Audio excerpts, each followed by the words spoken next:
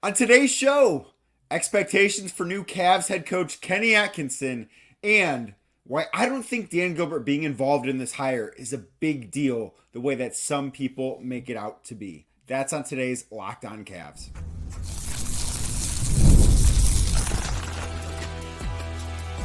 You are Locked On Cavs, your daily Cleveland Cavaliers podcast. Part of the Locked On Podcast Network. Your team every day.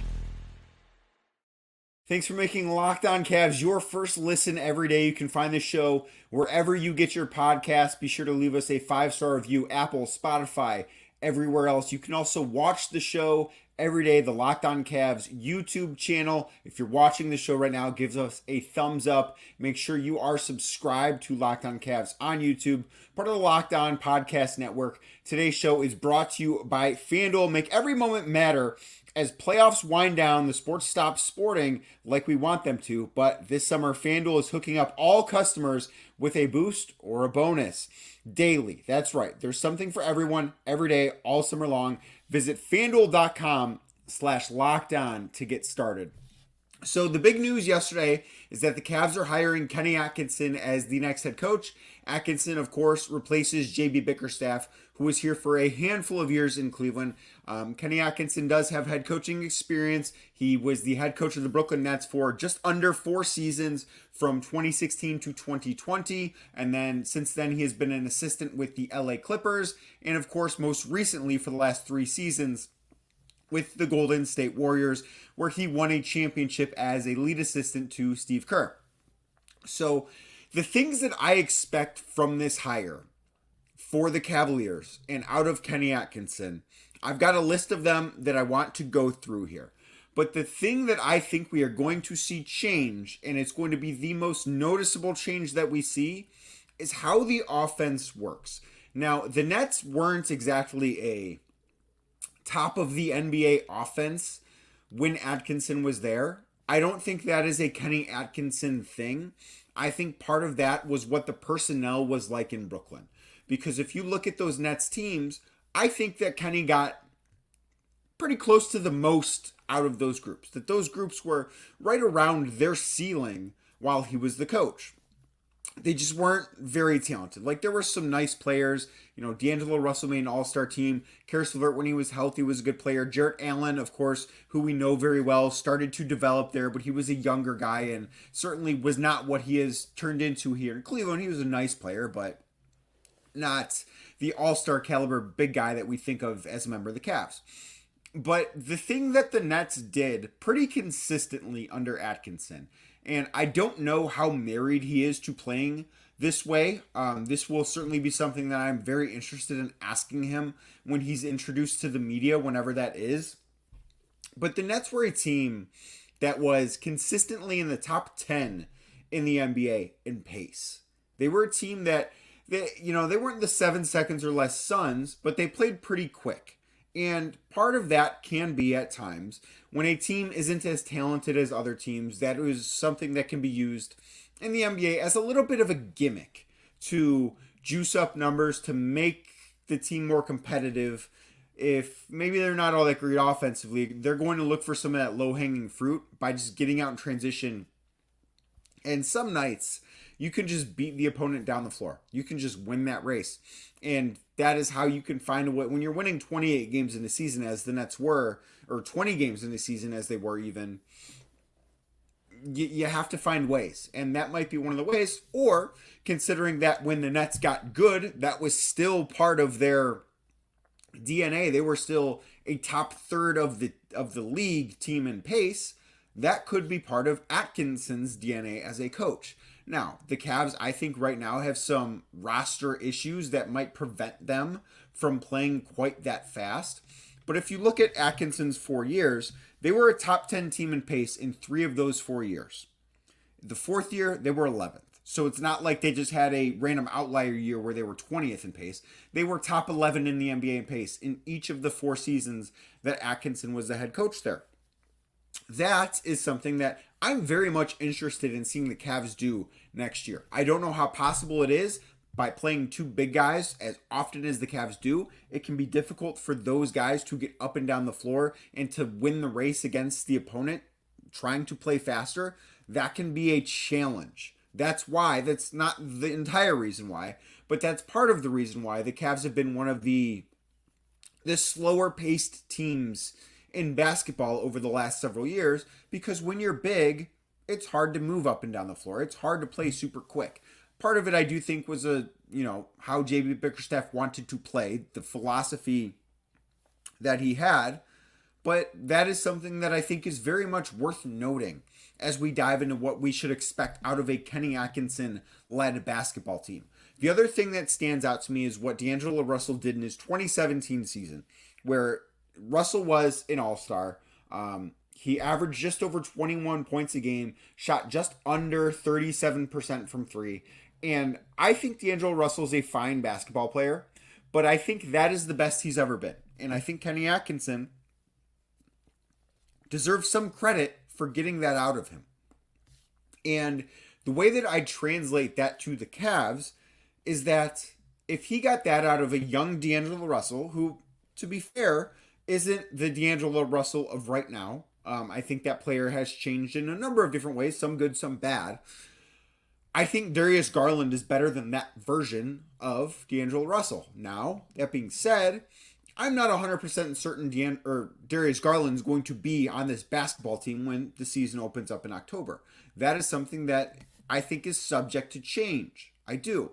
But if he is here, I think Atkinson is a pretty good option as a coach to help revitalize Garland's career after what was just a nightmare of a season this past year with the fractured jaw and just everything that Garland went through.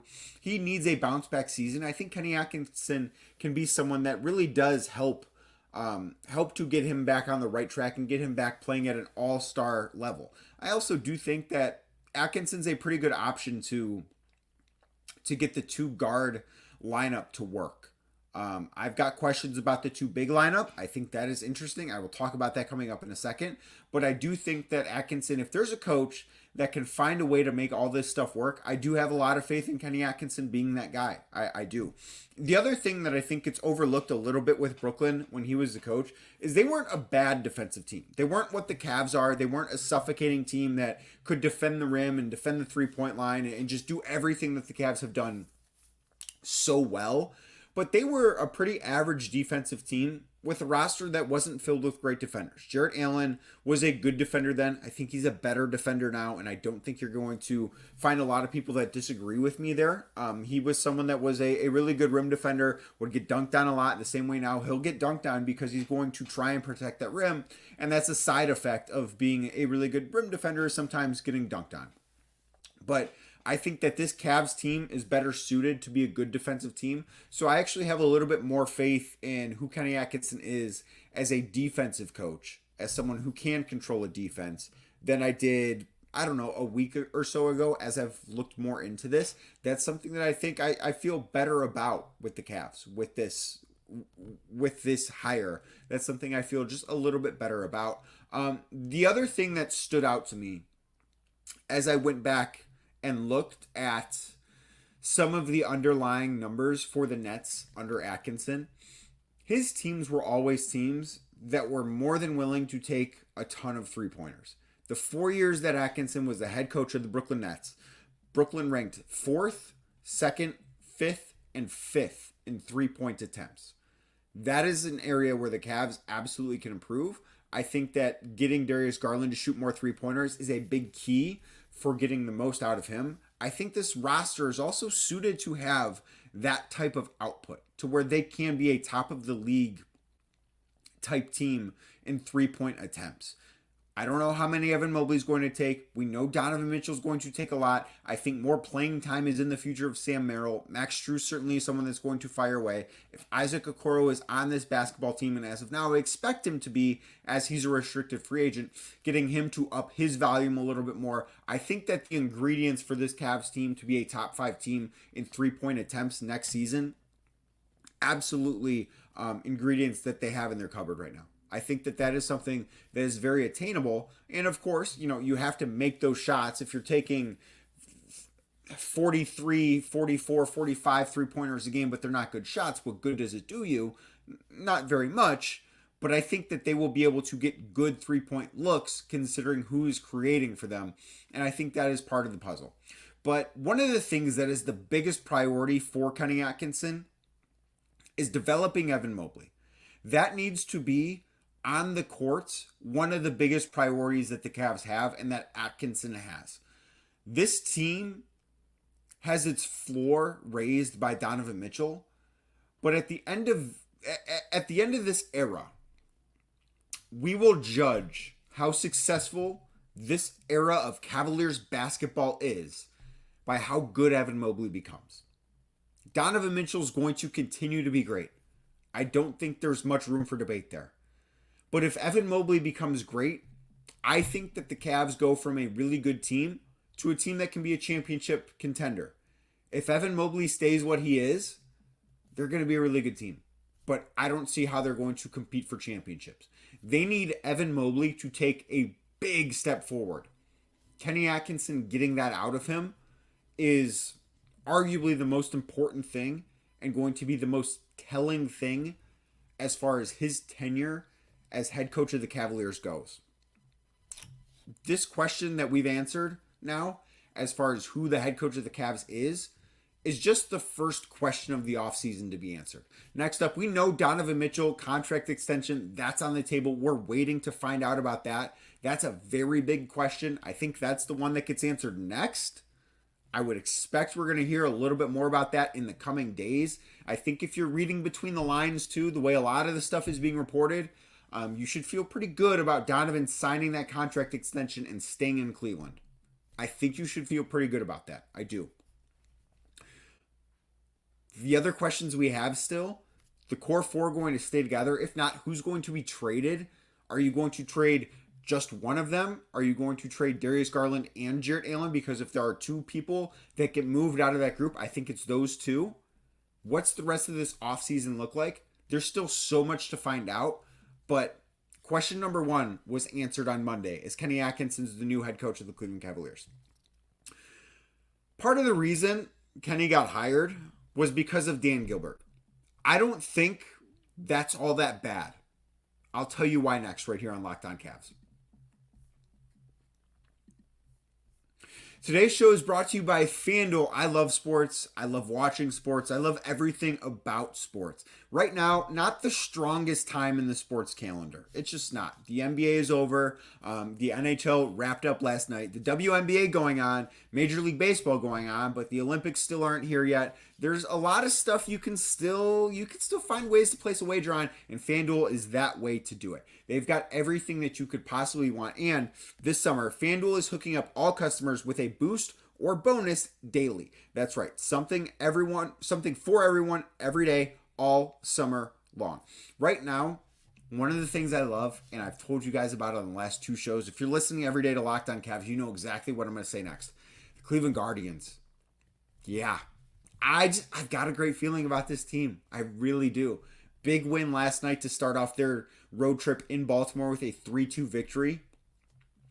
You know, I haven't made the wager yet. I haven't. But the Guardians to win the World Series, you can get it on FanDuel at plus 2,200 as I record this. Maybe it changes, maybe it doesn't. I don't know. I like that, man.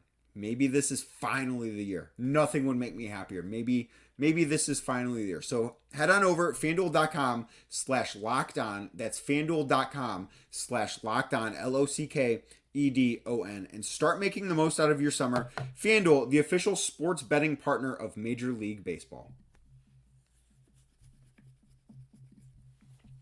So some of the reporting that came out about the Cavs hiring Kenny Atkinson centered on a reported meeting between the Cavs front office and Dan Gilbert, owner of the team. And Dan Gilbert is reported to have wanted Kenny Atkinson. And that really seemed to upset a lot of Cavs fans. And considering what the history is with Dan Gilbert and coaching hires, I get it. I can't sit here and say you're wrong for maybe having a little bit of worry that Dan Gilbert is involved, that his hand is back in basketball operations in a way that it really hasn't been as much over the last couple of years due to some health issues that Dan has had. I can't tell you that you're wrong for feeling the way that you feel. I can't. But what I can say, and what I do believe, is that this situation is so much different than what the situation was the last time we went through this. Think back to when the Cavs hired John Beilein, where Cleveland was putting on a coaching search to replace Larry Drew, who was the voice of the Cavs that replaced Tyronn Lue. It was a coaching search that, by all accounts, was run by the front office until John Beilein was a last-minute hire, essentially made by Dan Gilbert. I don't need to talk you through what the John Beilein era was like for the Cavs. It didn't go well. It brought us JB Bickerstaff. He was the lead assistant to Beilein, ended up taking over less than a year in. That Beilein hire was a disaster. One of the worst that I can think of ever in the NBA. It was terrible. So I get it. And before that, David Blatt was hired. Now, I'm not necessarily as privy to how that coaching search went. You know, at that point in my life, I wasn't covering this team. I was in college still. I was very much into basketball and very much into the Cavs, but I wasn't privy as to the details as to how that came about. But we also all know how that ended, where David Blatt was not a great NBA coach. I certainly think it's a little unfair because he was hired to coach a very different team than the team he ended up coaching because of LeBron James returning to Cleveland. Obviously a trade everyone would make, right? Those are the last two hires the Cavs have made. Tyronn Lue was elevated. JB Bickerstaff was elevated. And if you want to go there, Larry Drew also was elevated. This is not like those two hires. It's not even close. Because if you add up all the experience that David Blatt and John Beilein had in the NBA prior to being hired by the Cavs, you get nothing. Those guys were not NBA guys. Kenny Atkinson comes into this job with nearly 20 years of experience in the NBA. He is someone who has been an NBA head coach before. He is someone that is coming from one of the most respected organizations in basketball in the Golden State Warriors, where he helped to win a championship as the lead assistant to Steve Kerr. This is not the Cavs hiring John Beilein. This is not Dan Gilbert stepping in and making a bad hire. Maybe this does work out. Maybe it doesn't work out. I don't have a crystal ball. I don't know. I feel good about this hire. I like Kenny Atkinson as a coach. I really enjoyed some of those Nets teams that he coached. And I know a lot of you, certainly I know I did. I know a lot of you out there watched a ton of Nets games when he was the coach because the Cavs had their pick. This hire is not a reflection on the previous hires that the Cavs have made. This is not hiring John Beilein all over again. This is not hiring David Blatt all over again. This is the Cavs who had a very thorough search, who talked to a lot of people. This is the Cavs hiring a qualified candidate. So, yeah, Dan Gilbert had say. He's the owner of the team. But is this really that bad of an outcome? There are people out there who don't like this hire, not because of anything Kenny Atkinson has done or hasn't done, but because Dan Gilbert had his hands in it. And I don't think that's the right way to look at this.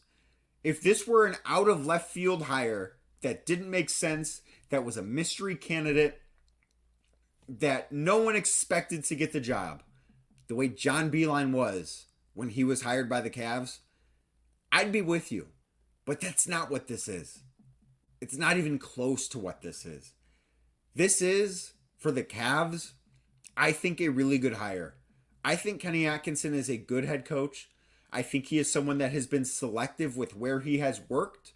This isn't the first time he's been offered a head coaching job since leaving the Brooklyn Nets. If you think back, he was offered the Charlotte Hornets head coaching job and turned them down a few years back after they let go of James Borrego.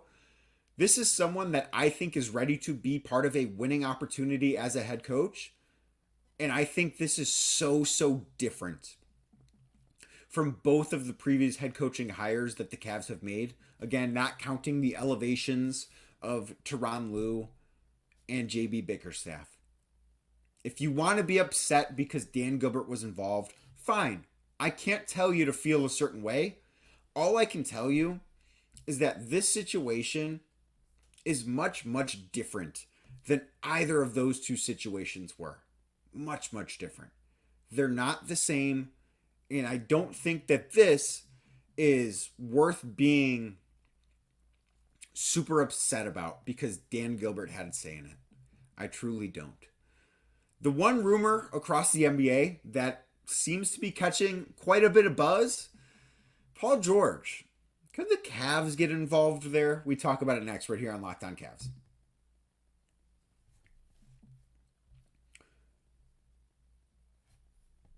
But first, are you watching Fox Sports or ESPN on your TV all day? Have to turn down the volume with all that shouting? Well, make the switch to Locked On Sports today, a free 24/7 sports streaming channel programmed for you every day to bring you the biggest stories without all the screaming. No one wants all that screaming, right? Locked On Sports Today brings you can't miss analysis, opinions, and news. Streaming 24/7 on YouTube, where you could be watching this Locked On Cavs right now, or the free Amazon Fire TV channels app, part of the Locked On Podcast Network, your team every day. So the biggest rumor across the NBA right now, I think, is Paul George, where he has a player option for next year. And there's been a lot of conversation across the league about what Paul George could do. And I was actually listening to the Low Post a little bit earlier on Monday, and the Donovan Mitchell situation was brought up, and I thought Zach made a great point because so many people, and myself included in this, thought that Donovan Mitchell's decision was going to hold up a lot of things this offseason, where a lot of things weren't going to be put in motion until teams across the league, Cavs included, knew whether or not Donovan Mitchell was going to sign an extension in Cleveland or not sign an extension, and by doing so, essentially signaling that he would like to be traded. I think because while we haven't gotten crystal clarity on Donovan yet, I think a lot of people are reading the tea leaves that Donovan's going to be in Cleveland long term. I think the guy that the NBA offseason is going to wait on is Paul George. And George has a player option. There's a lot of talk that he could opt in to that player option and request a trade out of LA. And if he does that, I think the Cavs immediately should be involved. I do. There are difficult things that make this complicated. And part of it is Paul George wants to be on a winner. You're not as good of a player as he is at this point in his career that he's in at his age, and want to go to a situation where you're part of a rebuild. You don't have time for that because you're running out of years as a basketball player. With that said, the Clippers still want to win. The Clippers still have really good basketball players on their team. Kawhi Leonard signed an extension. I think everyone expects James Harden to return to LA, particularly if Paul George is not there. That makes it hard for the Clippers to trade, make a deal that allows them the chance to win now while trading away a really good player. And it's difficult because that really good player is only going to want to be traded to another good team. You don't often see two teams that are both competitive, that both have championship aspirations, make trades. But I think that there is an avenue for the Cavs to be involved here. I do. And the other thing that complicates it with the Clippers is they're going to be operating as a second apron team, meaning that there are certain trade rules and restrictions that they have to abide by. Like they cannot add, if they trade away Paul George, I believe, and maybe I'm wrong on this is all still relatively new. I think a lot of people are still getting the hang of this, myself included. I believe they can't trade another player with Paul George. They have to send out only Paul George. Now they can take a couple players back. For instance, I don't know, Darius Garland, George Yang, and Ty Jerome. That works money-wise.